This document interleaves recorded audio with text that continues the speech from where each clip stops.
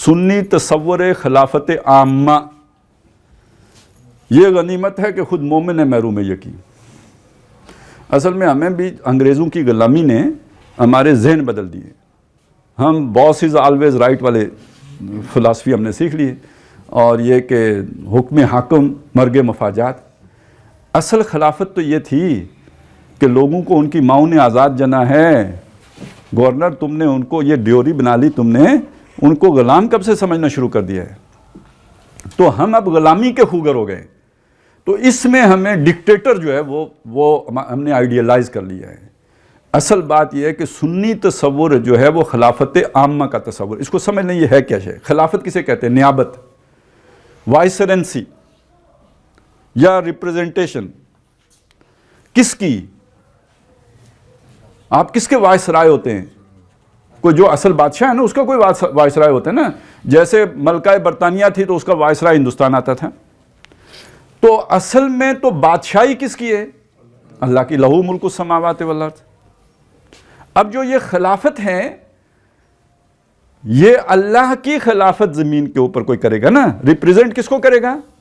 اللہ کو۔ تو اللہ کا خلیفہ اپوائنٹ کون کرے گا؟ اللہ ہی کرے گا۔ یعنی سیدھی سی بات ہے، ہندوستان میں جو خلیفہ جو وائسرائے آتا تھا اسے کون اپوائنٹ کرے گا؟ ملکہ کرے گی۔ یہاں سر سید احمد خان کسی خلیفہ کو اپوائنٹ کر دے کوئی مانے گا؟ نہیں، وہ ملکہ کرے گی۔ تو اللہ جسے خلیفہ اپوائنٹ کرتا تھا اسے نبی کہتے تھے۔ سمجھ آئی میری بات کی؟ نبی اپنی ذات میں اللہ کا خلیفہ ہے، اپوائنٹڈ خلیفہ ہے۔ ٹھیک ہو گئی بات؟ نمبر ایک۔ نمبر دو، وہ پروٹیکٹڈ ہے، وہ اس سے غلطی نہیں ہو سکتی، معصوم عن الخطا ہے۔ اب میں چاہتا ہوں آپ ایک نتیجہ نکالیں۔ ایک شخص ہے، فرد ہے، جس کو اللہ نے اپوائنٹ کیا کہ میرا خلیفہ ہے، نمبر ون۔ نمبر دو، یہ غلطی نہیں کرتا، اس کا نتیجہ کیا ہوگا؟ سیاست میں اس کا نتیجہ کیا نکلے گا؟ Everyone should obey him۔ ٹھیک ہے نا؟ اس کا نتیجہ یہ نکلا، یہ مطاع مطلق ہے، کوئی اس کے آگے چون چرا نہیں ہو سکتی۔ There is not to reason why۔ آپ نہیں کہہ سکتے یہ کیوں، نو، یہ اللہ کا اپوائنٹڈ اور اللہ کی طرف سے پروٹیکٹڈ، لہذا آپ نے اس کی آگے چون چرا نہیں کرنی۔ چون چرا تو دور کی بات ہے، اس کے فیصلے پر دل میں بھی تنگی محسوس نہیں کرنی۔ ثم لا یجدوا فی انفسہم حرجا مما قضیت۔ ٹھیک ہو گیا جی؟ یہ تو ہو گئی جی خلافت، جو نبی کی خلافت ہے۔ اب ایک مسئلہ آگے پیدا ہوا جس پر آپ نے غور ہی نہیں فرمایا کہ ختم نبوت نے خلافت کے اندر کیا تبدیلی پیدا کر دی۔ کبھی سوچا آپ نے؟ نہیں، کیا ضرورت ہے؟ تو جب نہیں سوچیں گے تو کوئی ابو بکر جو یہ والا البغدادی چڑھ جائے گا نا آپ کے اوپر، نہیں سوچیں گے تو کوئی بھی اٹھ کے کہے گا میں خلیفہ۔ ادھر ایک صاحب امت مسلمہ کے پوری کی امیر بن کے گھوم رہے ہیں جی، چل اور کوئی چاہیے ساڑھے لاکھ کوئی اور خدمت ہوئے او دسو۔ مسئلہ یہ ہے کہ بھائی یہاں پہ کوئی خود ساختہ خلیفہ نہیں بن سکتا۔ اب معاملہ بدل گیا ہے۔ دیکھیں، وہ جو نبی اپوائنٹڈ ہوتا تھا اس کے ذمہ تبلیغ ہوتی تھی یا نہیں ہوتی تھی؟ اب تبلیغ کس کے؟ میرے ذمہ ہے، صرف میرے ذمہ ہے، مولوی کے ذمہ ہے، امت کے ذمہ ہے۔ نبی کے ذمہ تھی، نبی سے امت کے ذمہ ہوئی۔ کذالک جعلناکم امۃ وسطا لتکونوا شہداء علی الناس ویکون الرسول علیکم شہیدا۔ واجتباکم، اس نے تمہیں چن لیا، جیسے پہلے اللہ چنتا تھا نبیوں کو، اب پوری امت کو چنا۔ لیکون الرسول شہیدا علیکم وتکونوا شہداء علی الناس۔ تو وہ جو نبوت کا ادارہ تھا جہاں پہ ایک فرد اللہ تعالیٰ بھیج کے اپنے فیصلے جو ہے وہ پہنچاتا تھا، تو پہلا کام اس نے یہ کیا کہ اپنے فیصلوں کو کر دیا محفوظ قرآن مجید کی صورت میں تا صبح قیامت تک کے لیے۔ اب نئے فیصلے آنے کی ضرورت نہیں ہے، وہ تو ہو گئے محفوظ، انہیں کوئی ہلا نہیں سکتا، کوئی شیطان اس میں گڑبڑ نہیں کر سکتا۔ ایک کام تو پکا ہو گیا۔ جو ایک ضرورت ہوتی تھی نبی آ کے اختلاف ختم کرے، اس لیے کہ وہ اللہ کا حکم جو ہے وہ مسخ ہو گیا ہوتا تھا، وہ ہو گیا محفوظ۔ اب اس حکم کو گردش دینے کا کام ہے، حرکت میں لانے کا کام ہے، وہ کوئی ایک آدمی اب نہیں کر سکتا، وہ اب ایک ادارہ اللہ نے بنا دیا جو امت کا ادارہ ہے، امت بحیثیت مجموعی اب وہ قرآن مجید کی تبلیغ کا کام کرے گی، شہداء علی الناس کا کام کرے گی۔ لہٰذا اب خلافت بھی امت کو ملی ہے۔ کس کو ملی ہے؟ اچھی طرح سمجھ، یہ خلافت عامہ، عامہ عوام سے عامہ ہے، عوام سے عامہ ہے، عمومی۔ یہ کچھ چیزوں کی نفی ہو رہی ہے، نہیں سمجھ آئی؟ بھائی سمجھ لو، افتاد پڑھنے سے پہلے سمجھ لو، فتنہ آنے سے پہلے سمجھ لیں، فتنہ آنے کے بعد سمجھانے والا ہو سکتا ہے گردن ہی اڑا دی جائے اس کی، پہلے سمجھ لیں، یہ ٹائم ہے سمجھنے کا۔ اس کا ایک مطلب ہے، ایک کوئی گروپ آف پیپل اگر چڑھ جائے مسلمانوں کے سر کے اوپر تو وہ خلافت عامہ نہیں ہے۔ ہاں، کل ہو سکتا ہے کور کمانڈر کہیں ہم اولو الامر ہیں پائی، ٹھیک ہے نا، ہم شورا ہیں، بنی بنائی شورا، پیدائشی شورا، we are the chosen people. لہذا ہم نے خلیفہ بنا دیا ہے سعد رضوی کو، اوکے، اور آپ پر اس کی اطاعت فرض ہوگی۔ کیوں بھئی؟ اولو الامر جب فیصلہ کریں، اطیعوا اللہ و اطیعوا الرسول و اولی الامر منکم، آگئی سمجھ؟ تو یہ خلافت خاصہ ہے، پھر خلافت عامہ نہیں ہے۔ اگلی بات سمجھیں۔ اچھا چلیں، کیا ضرورت ہے اپنے آپ کو مزید گندا کرنے کی، خود سامنے آنے کی؟ مولویوں کو اولو الامر بنا دیتے ہیں، 5 بندے جماعت اسلامی کے پڑھو، 5 سعد رضوی کے پڑھو، 5 کسی اور اسلامی کے پڑھو، یہ سب کی ملا کے ایک اولو الامر کی شورا بناؤ، پریزیڈیم۔ آج کل بڑا یہ وہ ایک خاص حلقے کے لوگ ہیں، انہیں پریزیڈیم بڑا پسند آیا ہے۔ یہ چائنا کا جو نظام ہے نا، اصل میں دیکھیں وہاں پہ ایک نظریاتی پارٹی ہے، وہ عوام سے تو رائے نہیں لیتے، ہاں، وہ جو نظریاتی پارٹی کی جو کور ٹیم ہے وہ پریزیڈیم ہے، اور وہ جس کو نومینیٹ کر دیں گے وہ ہوگا کہ جو ان کا پریزیڈنٹ ہوگا۔ تو بھئی ملوکیت میں کیا ہوتا تھا؟ خاندان تھا، خاندان کا پریزیڈیم تھا، عائلہ کہتے تھے اسے، نام مختلف ہے، بات تو وہی ہے۔ تو وہ عائلہ عوام کا نمائندہ تو نہیں ہوتا تھا نا، خاندان کا نمائندہ ہوتا تھا۔ یہ اس لیے ملوکیت تھی، یہ نہیں ہے کوئی ادارہ نہیں تھا، ادارہ تھا۔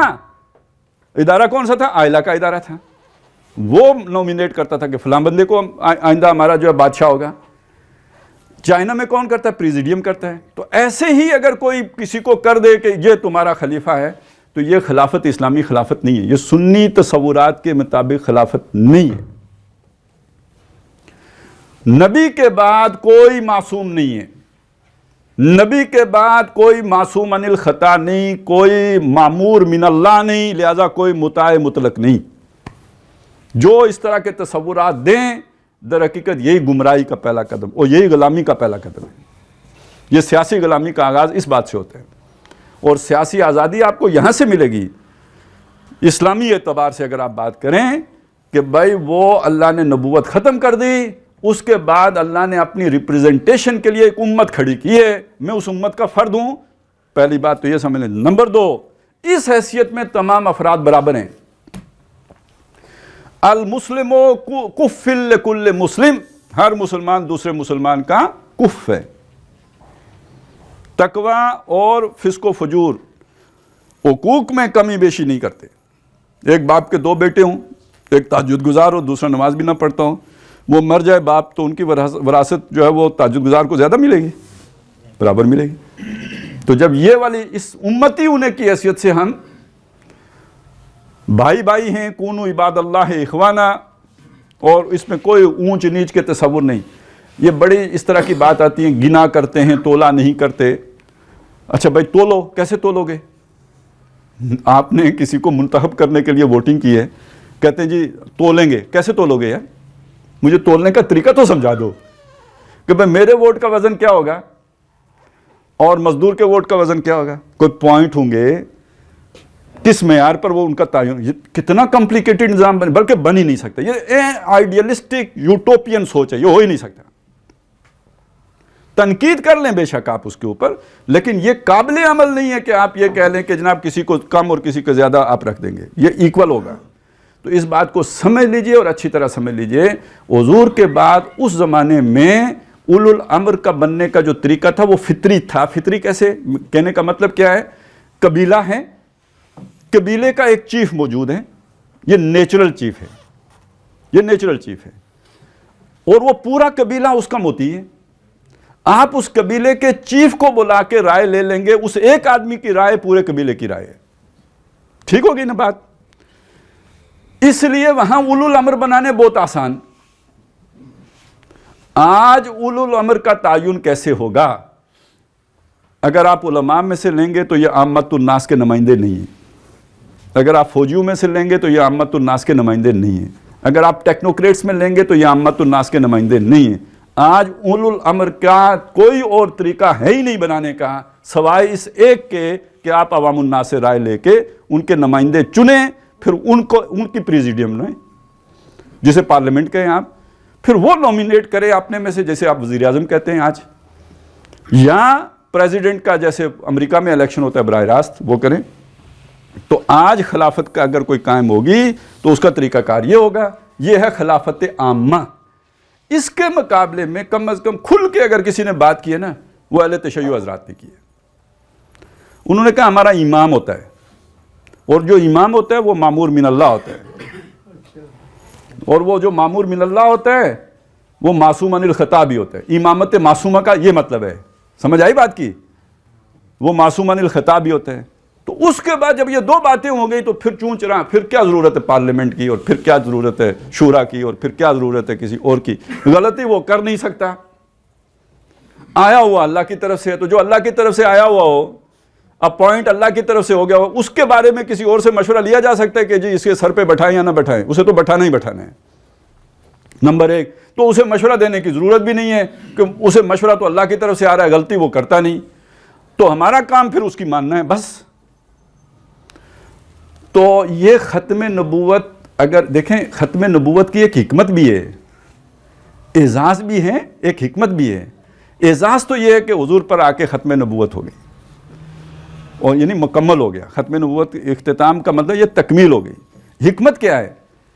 حکمت یہ ہے کہ یہ جب تک اللہ اپنے پاس سے کسی اپوائنٹڈ بندے کو بھیجتا تھا تو ابھی انسان اس قابل نہیں تھا کہ خود سے کھڑا ہو سکے۔ اب انسان کے اجتماعی شعور اس جگہ پہ پہنچ گیا ہے کہ اب اگر اللہ کی طرف سے اپوائنٹڈ بندہ نہیں بھی ہوگا، کولیکٹیولی چلیں گے تو غلطی کم سے کم کریں گے یا نہ ہونے کے برابر کریں گے۔ اور شیطان کو شکست، مطلب ایک اللہ کی طرف سے اپوائنٹڈ بندہ آ گیا، وہ تو شیطان کہہ سکتا ہے اس کو تو تیری پروٹیکشن تھی، میرا داؤ اس پہ نہیں چلا تو کون سا کمال ہو گیا، ذرا تیری پروٹیکشن ہٹتی تو پھر دیکھتے۔ تو شیطان کی اصل شکست یہ ہے کہ انسان، عام آدمی، وہ اپنی اجتماعی شعور کی سطح سے اٹھ کر اس جگہ پہ پہنچ جائے کہ شیطان کو شکست عظیم ہو جائے، تب اصل شیطان کی شکست ہے نا۔ تو اس ختم نبوت کی ایک حکمت یہ ہے کہ اللہ تعالیٰ کی نظر میں انسانیت بالغ ہو گئی ہے، اب اس کو انگلی پکڑ کے چلانے کی ضرورت نہیں ہے، ٹھوکریں کھائے گی لیکن سیدھی ہو کے چل پڑے گی۔ ہاں یہ کام اللہ نے کر دیا کہ اپنے پیغام اس کے لیے محفوظ چھوڑ دیا۔ یہ ہے خلافت عامہ، ٹھیک ہے نا؟ یہ کوئی خلافت خاصہ نہیں ہے، یہ خلافت عامہ ہے۔ بلکہ آگے الفاظ بھی ہیں، ہوگا نہ کہ شیعی تصور امامت معصومہ پر۔ تو جب آپ ایک گروپ کو وہ اختیار دے دیتے ہیں تو گویا ان کے ساتھ پھر وہ اسپیشل رائٹ والا تصور جوڑ دیتے ہیں، پھر آپ تسلیم کر لیتے ہیں کہ یس وی آر بلڈی سویلین۔ یہ دونوں تصورات ایک دوسرے کی ضد ہیں، ان کو باہم دیگر کسی طور پر بھی ملایا نہیں جا سکتا۔